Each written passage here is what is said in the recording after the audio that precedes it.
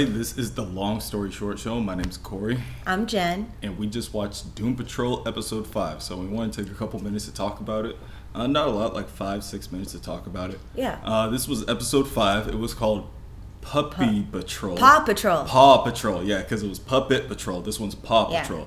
So this one kind of deals with the similar themes of leading somebody. But this is kind of forcing somebody to go where you want to go. Yeah. Where we had Puppet Patrol, where it was like kind of blindly leading people. Cult Patrol, where you blindly follow. This is when you're actually forcing your hand on somebody and dragging them along to fit your needs. And that happens a couple of times in this episode.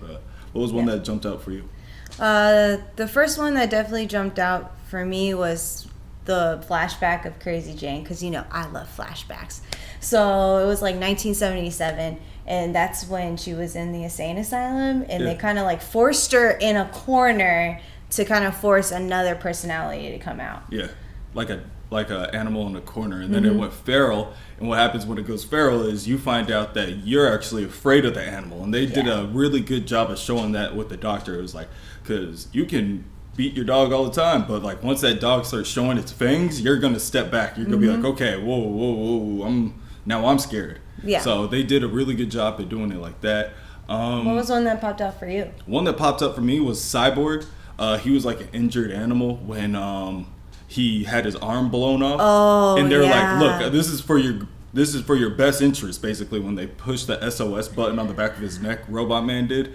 And I was like, this is kind of like when you're putting down a dog, and he was sitting there like pretty much whimpering and stuff like a down dog. So that was a big one. That was crazy. Yeah. Like, just the effects on the show is crazy itself, but just showing what happened to Cyborg and the force of that happening, I don't want to spoil it. Yeah, was done very well. So much stuff is like happening, but it's paced so perfectly that like the flashbacks and the jump forwards and the narrator, Mr. Nobody, it all works. I personally didn't think that it was going to work with Mr. Nobody as the narrator jumping in and out, but they do have that nice balance, so he doesn't interrupt the plot too much. I haven't doubted it from the second. For the first second I heard his voice and like how he narrated, I was like, oh, this is the perfect narrator for like nowadays, because now we're getting to that next part in like, people liking comic books. And this is how it worked with comic books. You had your generic heroes and stuff, and then you had people that kind of mixed it up. So I like the direction it's going. Another one,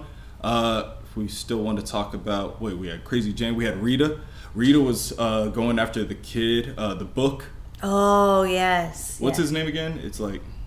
Elliot. So Rita was going after Elliot, and then she was like trying to protect him like he was like a scared dog that was hurt by his previous owner.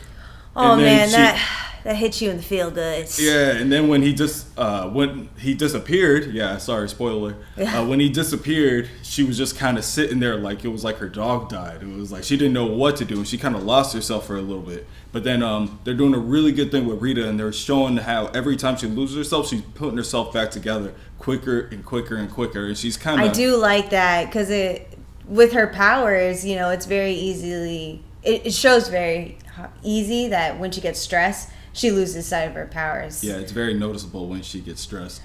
But I do like how she got herself together. She's like, okay, what do I do next? Okay, I'm just gonna walk back inside. And she was right. And it finds out that Rita was right. Dr. Calder showed back up.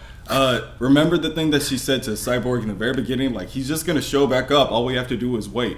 And I didn't notice it back then, but that's just like a dog. If your dog runs away, you just kind of wait it out. The dog always comes back home. The dog always comes back home. She saw it. She knew it. And I want to know more about what was going on between him and her. I know he was saying goodbye to everybody, but I felt like there was something more between him and her that he... Well, she has definitely been the person that's been there the longest, like out of all of them. So definitely their relationship is the closer than everybody else. Yeah.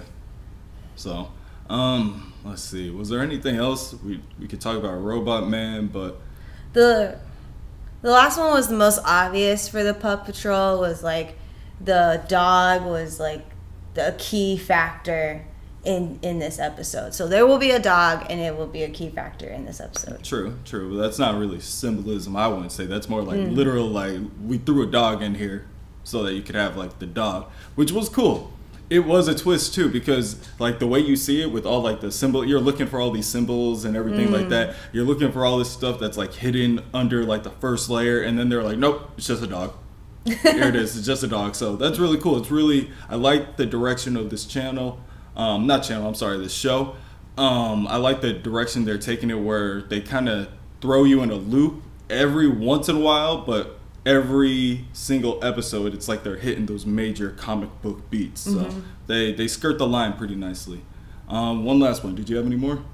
No, I didn't have any more. Did you? No, we have Larry.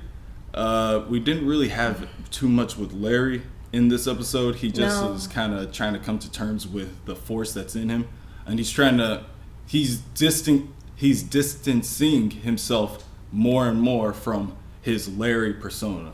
And I think we're seeing his eventual turn into Rebus. I think there's definitely some hidden symbolism in that as well, not related to the Pup Patrol, but the fact that he's seeing in his dreams people burning, and then when he crashed, he burned. So there's definitely some connection there. Yeah. But he's so deep in his sadness that he's not revealing it to us yet. Yeah, he's just kind of spiraling right now. So once he gets out of the spiral, we're definitely going to see. I think he's going to be the most powerful of all the Doom Patrol. But for we sure. just they gotta make sure he fits in. And I really like their Doom Patrol. They're showing so much crazy stuff that normal people will not be able to comprehend. And they show it when they show the light or the eye in the sky.